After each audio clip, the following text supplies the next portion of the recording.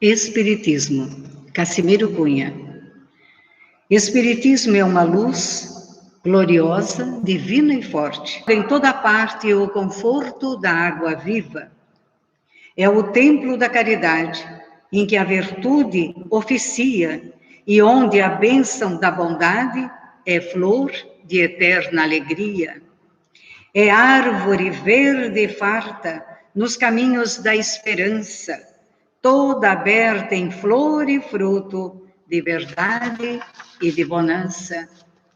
É a claridade bendita do bem que aniquila o mal, o chamamento sublime da vida espiritual.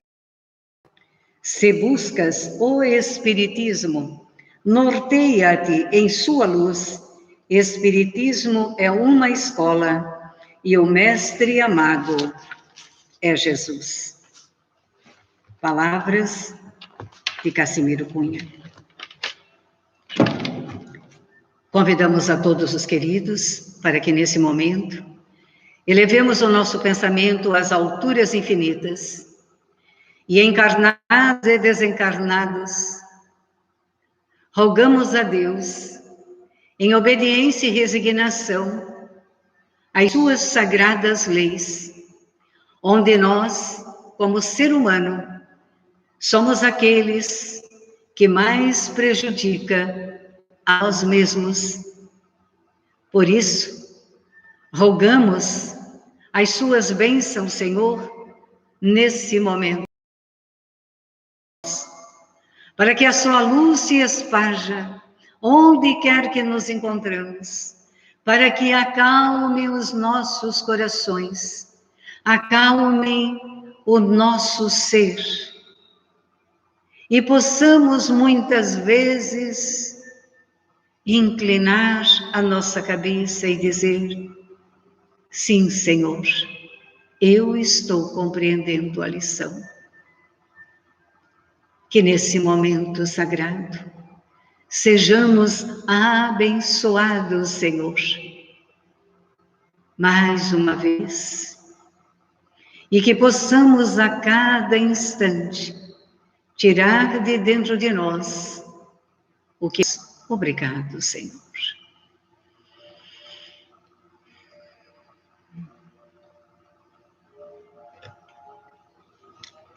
Queridos irmãos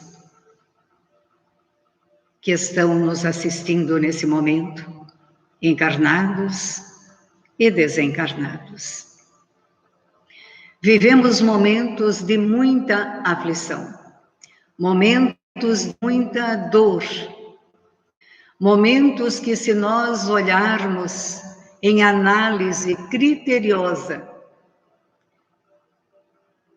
a cada país da nossa terra, cujo hoje é o seu dia, o dia da Terra, o dia do nosso planeta, nós podemos avaliar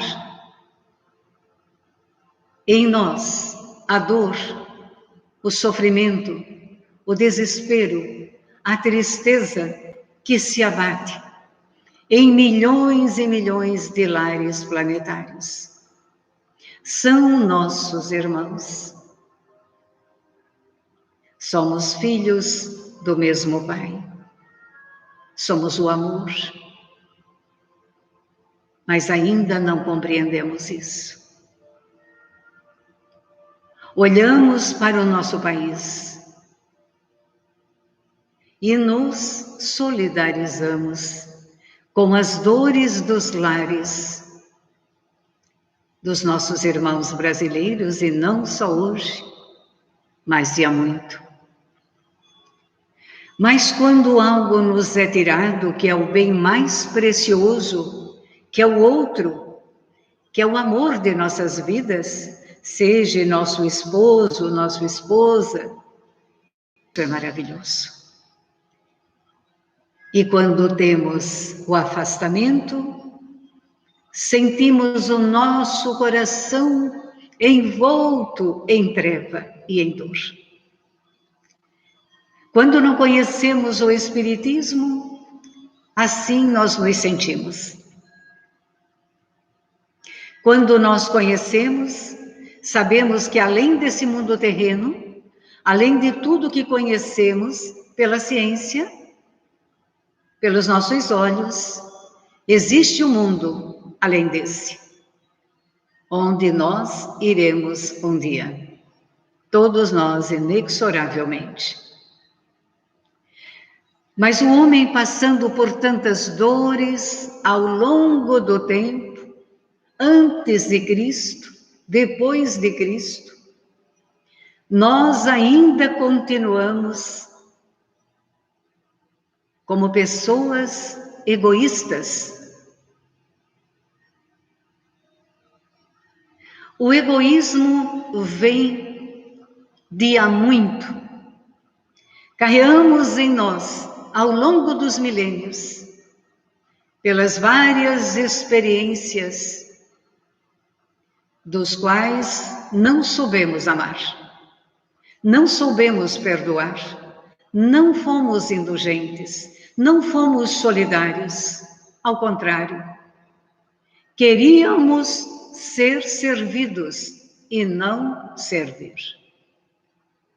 Sendo que nossas mãos ficam perfumadas quando estendemos ao trabalho do bem e da caridade. No Evangelho segundo o Espiritismo,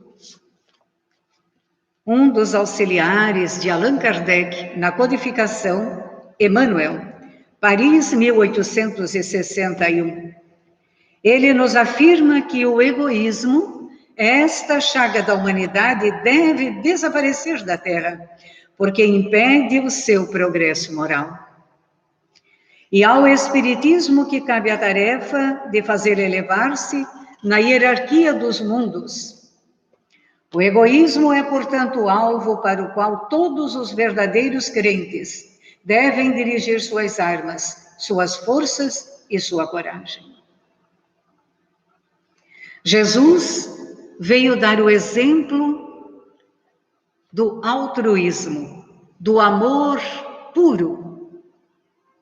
Pôncio Pilatos deu o exemplo do egoísmo, porque ele poderia, na qualidade que tinha na sua época, poderia dizer: esse homem nada fez, portanto não vou condenar. Mas a vida seguiu segundo os escritos. Mas o exemplo do Cristo é vivo para todos nós. O exemplo do Cristo é perfeito. Nós vivemos, meus irmãos, numa superficialidade de sentimentos muito grande, infelizmente. Nós somos muito da valorização das aparências. Nós buscamos ainda aplausos, admiração, por melhores que nós venhamos a fazer. São poucas pessoas que nos vêm à memória que não precisaram de aplausos. E quando receberam,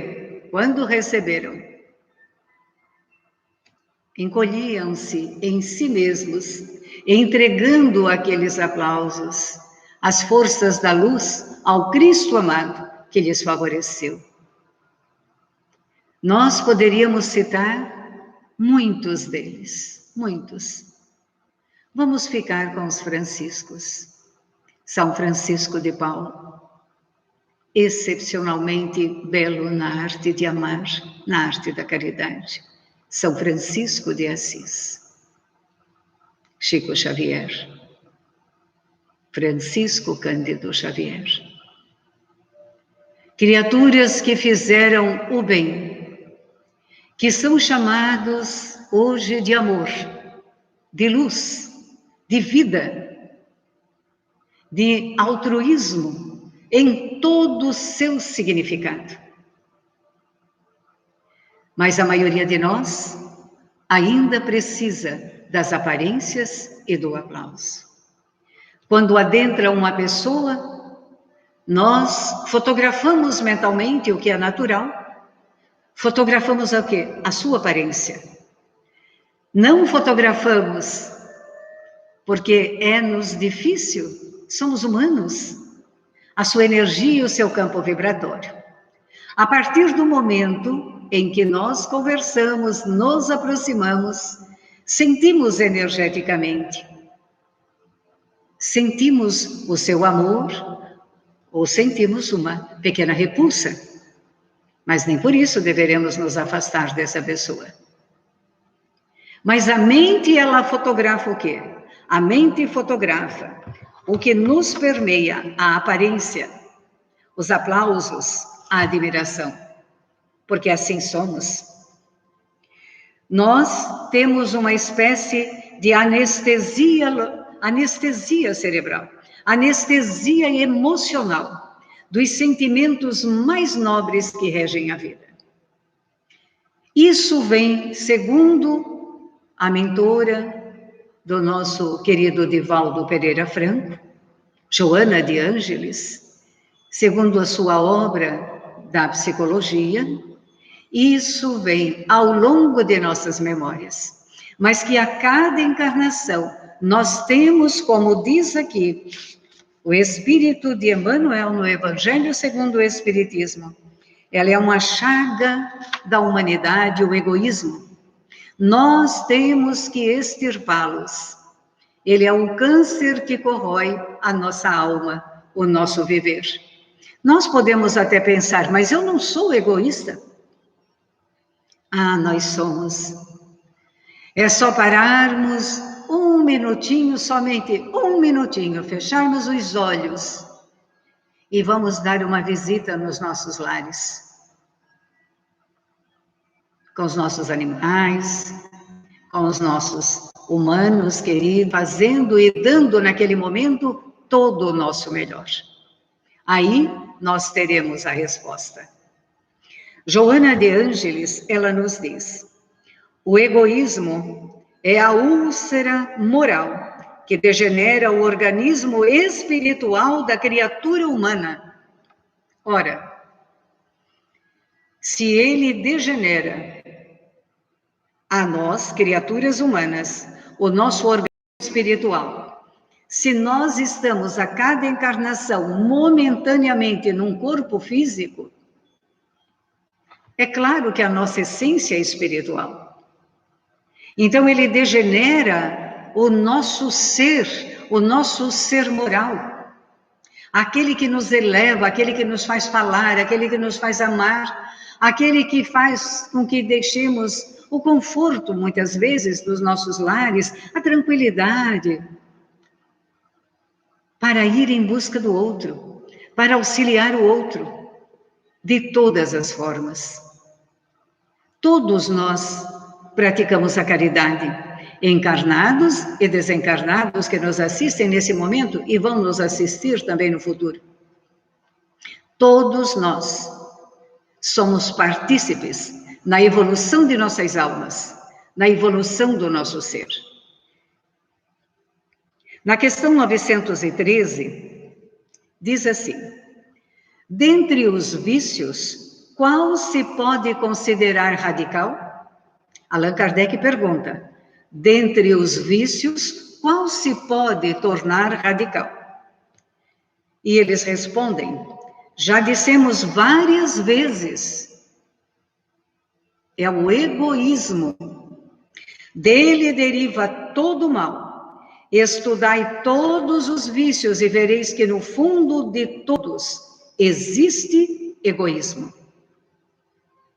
Estudai todos os vícios e veja que no fundo de todos há egoísmo. E eles continuam, por mais que lhes deis combate, não chegareis a extirpá-los, enquanto não atacardes o mal pela raiz, enquanto não lhe houverdes destruído a causa. Tendam, pois, todos os esforços para esse efeito, porquanto aí é que está a verdadeira chaga da sociedade. Quem quiser, desde esta vida, agora, o nosso momento, ir aproximando-se da perfeição moral, que é o que nos diz o Evangelho também, através de Emmanuel. Deve expurgar o seu coração de todo o sentimento do egoísmo,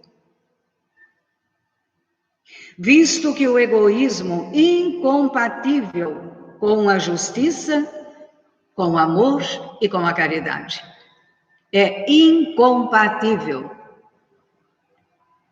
Ele neutraliza todas as qualidades. Então, aqui nós temos os corações que permeiam a nossa sociedade, a começar pelo nosso próximo mais próximo, a começar pelos nossos queridos, e aí nós vamos para a sociedade de uma forma geral. E o egoísmo impera em tudo. Por que nós olhamos a uma criança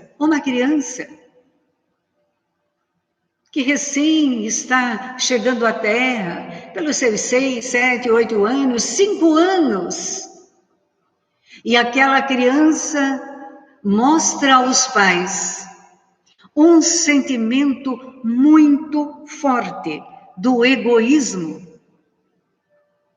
um sentimento muito forte de que isto é meu, só meu, porque eu peguei primeiro, porque eu quero ser o primeiro. E no contato com os irmãozinhos e com os coleguinhas, ora, a nossa sociedade está cheia disso. Mas, meu Deus, de onde vêm? São crianças. Está dentro de si. Está dentro do seu coração. Dentro da sua alma, do seu espírito imortal. Porque, afinal, ela é espírito, aquela criança. E está temporariamente, como nós, num corpo físico, para poder se reabilitar nesta universidade maravilhosa que se chama Terra, onde todos nós temos abrigo, na grande maioria, todos entre aspas, porque quando lembramos todos, lembramos de nossos irmãos que não têm um teto para se agasalhar. No Brasil, fora do Brasil, em todo o nosso planeta, cada país caminha na sua própria evolução. Mas todos deveriam permear o amor, a fé, a caridade, o respeito ao ser humano. Ele não é um qualquer, ele é um ser humano. Ele deve ser tratado como tal. Esses são os momentos futuros que nós vamos um dia chegar. Mas precisamos extirpar de nós o egoísmo, a falta de amor, a falta de afeto, que nós temos muitas vezes para conosco. E porque não temos para conosco, não sabemos dar para o outro. Essa é uma lição importante que não devemos nos esquecer. Joana de Ângeles, novamente. O ser real é constituído de corpo, mente e espírito. Sabemos disso? Já compreendemos isso. Que somos corpo, mente e espírito. E que existe um mundo imenso dentro dessa tríade. Dessa forma, diz ela, uma abordagem psicológica, para ser verdadeiramente eficaz, deve ter uma visão holística do ser, tratando do seu corpo, o seu corpo físico e o seu corpo perispiritual, de sua mente consciente, subconsciente e inconsciente, e de seu espírito imortal, que traz consigo uma bagagem de experiências anteriores. É o que falamos anteriormente. Nós trazemos uma bagagem imensa. É o exemplo da criança, meus irmãos. Mas da onde vem tanta revolta? Mas da onde vem tantos transtornos? Tantos todes da vida? Tantas síndromes? Transtorno desafiador, opositor, é o que temos, entre aspas, na moda nos últimos tempos. Não é que é um modismo, claro. É porque as crianças estão vindo à Terra, estão reencarnando e trazem os seus dois lados, trazem os egos sofridos.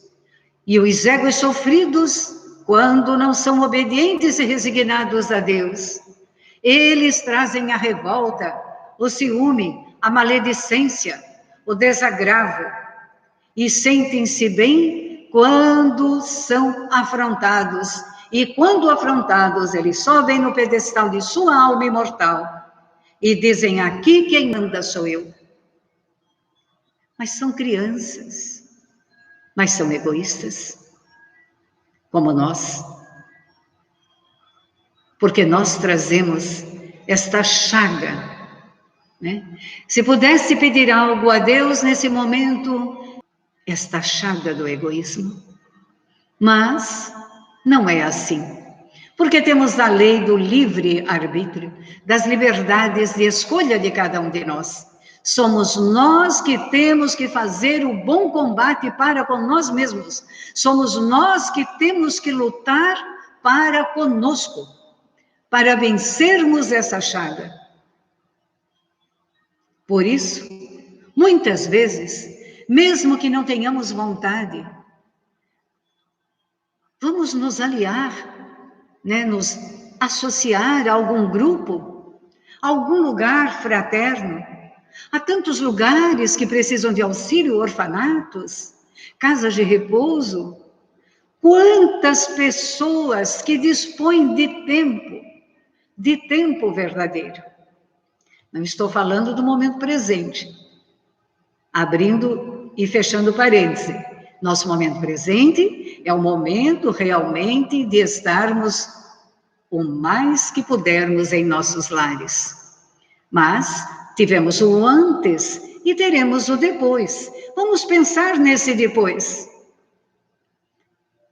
Ai, mas hoje o dia não está bom para sair. Eu sei que em tal lugar existem muitos velhinhos sedentos de um carinho, de um afeto, de um cuidado. Não, mas eu não vou. Nossa, é tão longe, eu tenho que pegar o ônibus, tenho que pegar 2, eu não tenho muita gasolina no carro. Ah, eu não vou. Muito bem. Ouviu o seu lado egoísta. Por que não ouvir o lado altruísta? Vá, eu vou fazer, eu vou me determinar, vou terminar minhas tarefas até tal hora, e tal hora eu saio de casa, e vou estender minhas mãos em labor de outro. Não compreendemos a vida sem o auxílio fraterno. Não compreendemos viver somente mergulhados no egoísmo. Porque o egoísmo, dentro desta tríade, corpo, espírito, matéria, ou mente, espírito e matéria, nós iremos falir, nós iremos adoecer. Nós já temos tantas doenças, tantas chagas marcadas em nossa alma. Por que vamos pegar mais uma delas? O pássaro de rapina, ele reclama com Deus, né? Ele reclama que ele não consegue voar rapidamente, porque o ar reduz a sua velocidade. Que Deus faça alguma coisa por ele, porque ele mal está conseguindo trazer comidinha para o seu ninho, para os seus filhotes. Deus, ouvindo essa ave, então atendeu o desejo dele, atendeu a sua súplica. Só que ao tentar levantar, ele não consegue, porque não há resistência para sustentá-lo. A moral da história: Não reclamemos das dificuldades da vida, pois ela, além de serem as consequências de nossos atos, são propriedades que nos permitirão voar mais alto. Quando nós olhamos para nós como um ser eterno, como um ser holístico, como diz Joana de Ângeles, nós vamos trabalhar os nossos egos. Nós deveríamos parar de reclamar. E quando a dor vier, de qualquer forma, porque para nós tropeçar, machucar um dedo, sangrar, cortar, ter que fazer um curativo, dar um pontinho ali, é uma dor, mas não é a dor física, é a dor moral. Aquilo é uma dor moral. Mas por que comigo? Meu Deus, mas por que comigo? Eu não imagino porque essas coisas acontecem comigo. Mas por que não consigo? Mas por que não comigo? Qual a diferença entre eu e você? Qual a diferença entre nós e outro grupo? Qualquer outro grupo? Não existe diferença alguma. O egoísmo nos corrompe. Então, nós temos que dominar os nossos egos. Lembram que nós estamos momentaneamente no corpo físico. Mas nós temos que trabalhar os egos. E entre eles, nós temos então o ego da culpa. Esse ego, ele é interessante, o da culpa. Porque o culpado às vezes anda cabisbaixo, né? Olhos para o chão quando ele não se arca literalmente. Às vezes ele se esconde num canto e ele fica pensativo, não conversa muito com as pessoas. Mas existe o outro lado da culpa desse ego. Ele torna-se uma pessoa muito braba, muito de mal com a vida. Ele transforma a sua dor na culpa do outro. Então, o outro é culpado porque eu estou assim. Mesmo que ele faça, lembre, da forma inconsciente, porque nós temos a inconsciência, a subconsciência e a consciência. E no sentido do espírito imortal, mantemos essa tríade também. E dentro dela, nós também temos que fazer as nossas curas interiores. Como é que nós vamos limpar as nossas chagas? Como é que nós vamos extirpar o egoísmo? Dessa maneira, trabalhando a nós mesmos a cada dia e a cada instante. A culpa lúcida. A culpa lúcida é a culpa não perturbada. É a culpa que analisa o erro. Então, você analisa o seu erro e você diz, bem, racionalmente, eu tenho que pedir desculpas. Eu tenho que mudar o meu comportamento e eu vou mudar. Né? Então, aquilo não lhe perturba, aquilo não lhe adoece, porque você está com uma culpa lúcida e vai trabalhar para limpá-la. Pelo menos aquela, porque amanhã cometemos outra e depois outra. Não é que cometemos, é que somos eternos e temos insights a todo instante que não são positivos, muitas vezes. A culpa tormentosa, essa é a perigosa. A culpa tormentosa é aquela que faz com que na presente encarnação nós venhamos a adoecer. Nós venhamos a ter os toques da vida de todas as síndromes. Nós venhamos a ter o pânico, a esquizofrenia e tantas outras para não nos alongar no sentimento das pesquisas médicas recentes, atuais, de 20 ou de 30 anos, que hoje corroboram em muitas criaturas, em milhares delas. E isso é um verdadeiro perigo, porque o não resolver disso, em buscas de médicos, de terapeutas, psicólogos, especialistas, tudo deve se buscar, porque nós somos holísticos. Vejam que nós temos uma autoridade muito grande, que é a Joana de Ângeles, a nos dizer a esse respeito. E nós temos a culpa terapêutica. Ao invés do pecado, ao invés do remorso, nós transformamos isso em responsabilidade. Nós dizemos para nós, é bem certo, eu errei, não deveria ter feito. Se puder, peça desculpas. Se puder refazer a ação, refaça a ação. Dê o seu melhor. Faça o seu melhor. O seu melhor, sempre. Ou seja, renovamos a nossa atitude. Podemos sair desse sentimento de que a nossa alma está doente. Vamos aurindo, mesmo em dia de chuvas, um sol dentro de nós. Uma alegria que se expressa em nós. O ciúme é o desejo de posse, o desejo do ego. Ele é atormentado pelo domínio, né? Então, quando não consegue daquela forma, pelo domínio, o que acontece? Eu não consigo dominar. Então, eu vou implicar no que se refere ao ciúme. E dentro do ciúme é um outro tema para se falar. Porque nós estamos tristes de ouvir as perdas, mais na área feminina, as mortes, os assassinatos, os suicídios, pelo tal do ciúme. É o desejo do controle, é o ego dominador. Não é isso que nós vemos?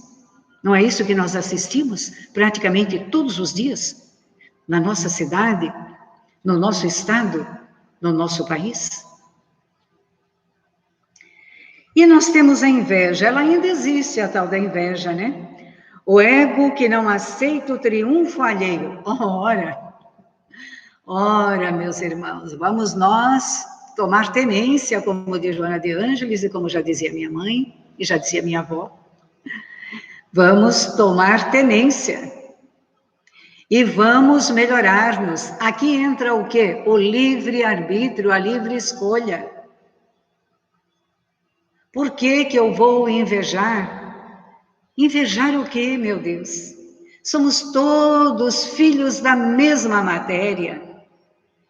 Nós, muitas vezes, já estudamos casos de pessoas muito aquinhoadas financeiramente, de pessoas elegantemente vestidas, em carros muito bons, casas, patrimônio, enfim. Mas que sentiam inveja de determinada pessoa. Olhamos aquela pessoa, uma pessoa simples. Trabalhava hoje para sobreviver amanhã, mas era uma pessoa que sorria para a vida, uma pessoa feliz com a sua situação. Sabia tirar da sua dor, da sua falta, sabia tirar dos problemas diários que todos têm, sabia verdadeiramente tirar proveito. Então a inveja do quê? Do sentimento. Por que eu não sou assim? Ora, vamos sair desse porque eu não sou assim e vamos melhorar, vamos ser assim. Vamos buscar o altruísmo em todos os sentidos, e ele é para todas as classes sociais. A raiva, né? O que é a raiva? A raiva é um sentimento do ego que está ferido, que está machucado. Mas machucado por quê? Nós, diz Joana, internamente dizemos para nós mesmos, como isto pode estar acontecendo comigo? Né? Sou tão importante, tenho tantos conhecimentos, sou fulano, beltrano, cicrano, né? Para que algo aconteça assim comigo. Nós interpretamos tudo, principalmente que vem do outro, como algo ofensivo para nós. E isso não se restringe somente à família, isso não se restringe somente aos cônjuges, filhos, filhas, parentes, não. Isso se restringe a um todo. Tudo o que acontece nós levamos para o pessoal. Acusamos pessoas que nem sabem que existimos.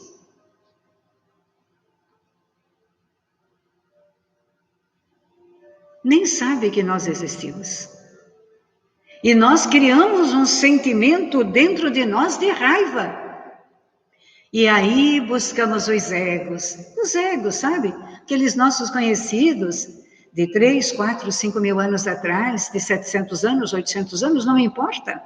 Aquele em que nós mais desenvolvemos esse sentimento infeliz, que é a raiva.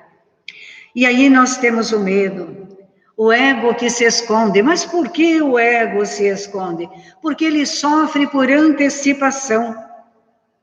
Então permite, diz ela, que o fantasma do medo nos perturbe antes dos acontecimentos. Ora, qual é o nosso momento presente?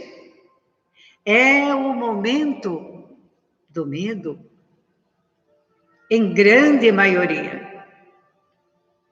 Nós ouvimos, há um mês atrás, um conhecido nosso suicidou-se. E um dos seus parentes disse assim, abre aspas, ele já estava, falando dele com muito carinho, abre aspas, ele já estava muito deprimido, contudo, de uma forma geral, sempre teve problemas emocionais. E agora, com esta doença, ele acha que não vale a pena ficar aqui. Fecha aspas. Então, rompeu a vida. Veja como o medo dá medo na gente. Eu tenho medo do medo, porque eu não quero ter medo, porque eu não preciso ter medo, porque eu confio na soberana força do amor e da luz que gere todo o planeta, que gere todo o universo, que é nosso Pai Celestial. Porque eu sinto esse amor de Deus. Mas os que têm medo é uma coisa terrível. E o que mais nós temos ouvido hoje é o sentimento do medo. Sentimento do medo por quê? Medo de perder alguém, medo de perder o emprego, que é uma realidade, né? Medo de perder os bens, medo de que sua carteira de poupança não cresça, ao contrário, diminua, medo de perder as suas finanças, medo de não conseguir pagar a sua casa, o financiamento ou o aluguel, medo de não conseguir manter as crianças no colégio particular. Então nós temos medos, acabamos por ter medo de dormir e medo de levantar. Cuidado, porque o medo também é parte dos nossos egos de egoísmo. E a tristeza é o ego que não... Lembram do pássaro que saía para buscar comidinha aos seus filhotes? Ele queria um ar diferente, para que ele pudesse ir e vir com maior rapidez. Deus assim o fez, mas ele não conseguiu voar. E nós estamos conseguindo voar? Estamos conseguindo sair de nós mesmos? E nós estamos afugentando as tristezas que se abatem em nós? Muitas vezes nós estamos bem e de repente, do nada, uma tristeza se abate. Aquele é o momento de orar. Aquele é o momento de rogar, de pedir, porque muitas vezes nós estamos com uma companhia espiritual que também está perdida nesse mundo e que está triste e que vem a nós porque somos alegres ou porque somos tristes também. Mas aí nós temos que nos analisar. Por que eu estou triste? Ou porque eu fiquei triste. Eu não sou assim. Esse é o momento de orar, de enviar luz a você mesmo. Faço isso também e àquele que estão conosco. Não precisa ver, não precisa mesmo, basta sentir. O sentir verdadeiramente é o que conta, é o sentimento. Então, não balance em berço esplêndido a tristeza, porque ela anda de mãos dadas com a melancolia e ela estica um pouco o braço e entra, pega a mão da depressão. Não façamos isso. O ressentimento é o ego que não consegue admitir o ocorrido. O ressentir é o ego que não consegue admitir. Ressentir, sentir novamente. Né? Perdão é o perdão das nossas ofensas, né? Nós transcendemos a mágoa. Mas já perceberam que nós temos o hábito de sentir novamente? Como nós sentimos novamente? Temos tanto tempo naquele momento para meditar, para orar, para ouvir uma boa música, para sermos felizes da forma que acharmos melhor. E aí nós vamos nos ressentir, buscar o ressentimento, trazê-lo à tona. E ele fica tão vivo que nós choramos, temos crises de choro, temos crises de dor, e aí voltamos para trás das nossas orientações até agora. Vamos para a raiva, vamos para o medo, vamos para a tristeza. Olha como nós somos complexos e ao mesmo tempo grandes. Esses somos nós, os filhos de Deus. Então, o ressentimento cabe o quê? Uma boa terapia de perdão. Perdão a si mesmo, perdão ao outro, perdão à vida. A indiferença é aquele que não quer ver. As pessoas que são indiferentes na vida, de qualquer forma, são indiferentes. Então, é aquele que não deseja ver, ele não quer enxergar. Ele coloca uma venda nos seus olhos, ele cobre os seus ouvidos. Em outras palavras, ele não está nem aí. É um ego de muita dor, de muito sofrimento, de muita tristeza, de muitos ressentimentos, de muitas culpas, infelizmente. Cuidemos quando tivermos esses sentimentos. A teimosia é o ego que insiste no erro, não aceita mudança, não admite que as coisas externas estejam ou sejam diferentes. É um ego difícil esse. Um ego difícil. Trazemos também de herança, está em nós, aquele que tem esse sentimento, que não aceita mudar, também ele carrega em si todos os outros egos, e sofre, e é triste, e tem raiva, e tem medo, e tem dor. Então, a teimosia, por que sermos teimosos? Porque somos orgulhosos em tudo que busquemos. Dentro da doutrina espírita, na área da psicologia, Dr. Bach, Edward Bach, médico da Inglaterra que trouxe para nós os florais, nos deu um presente e deixou um legado, ele diz: primeiro você trata a timidez do seu paciente. Assim, meus irmãos, na 917 do Livro dos Espíritos, Allan Kardec então pergunta: mas qual o meio de destruir-se o egoísmo? De todas as imperfeições humanas, eles respondem: o egoísmo é a mais difícil de desenraizar-se, porque deriva da influência da matéria, influência que o homem anda muito próximo de sua origem. Não pode libertar-se, e para cujo entretenimento tudo concorre, suas leis, sua organização social, sua educação. O egoísmo se enfraquecerá à proporção que a vida moral for predominante sobre a vida material.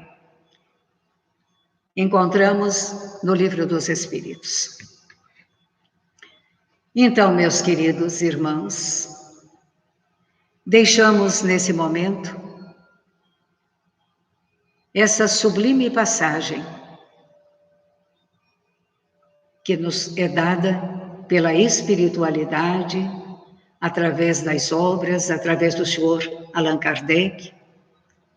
E o que nós precisamos é nos unir também, nos unirmos em pensamentos, em sentimentos, para que nós possamos nos corrigir. Quem sabe, busquemos o Cristo como modelo e guia, porque Ele é nosso modelo e guia. E se Jesus tivesse que decidir o que Ele faria? E fique ali, faça uma coisa, faça outra e renove a pergunta. Eu tenho uma decisão a tomar. E se Jesus estivesse aqui, o que Ele faria? Qual a decisão que Ele iria tomar? E em todos os segmentos de nossa vida. Jesus é o nosso bom pastor. Jesus é o nosso amigo, querido. E Ele só quer uma coisa para o povo da terra. Ele veio para isso, para nos apacentar, para nos acalmar, para nos ensinar a amar como Ele nos amou. Esse é o nosso mestre. Nesse momento, nós elevamos mais uma vez os nossos pensamentos a Deus nosso Pai. E desejamos que a paz esteja no seu coração. Que a paz, a saúde esteja no seu lar. Esteja no lar de todos os seus queridos.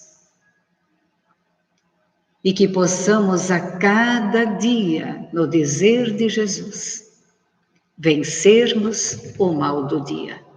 E nós vamos conseguir. Nós estamos conseguindo.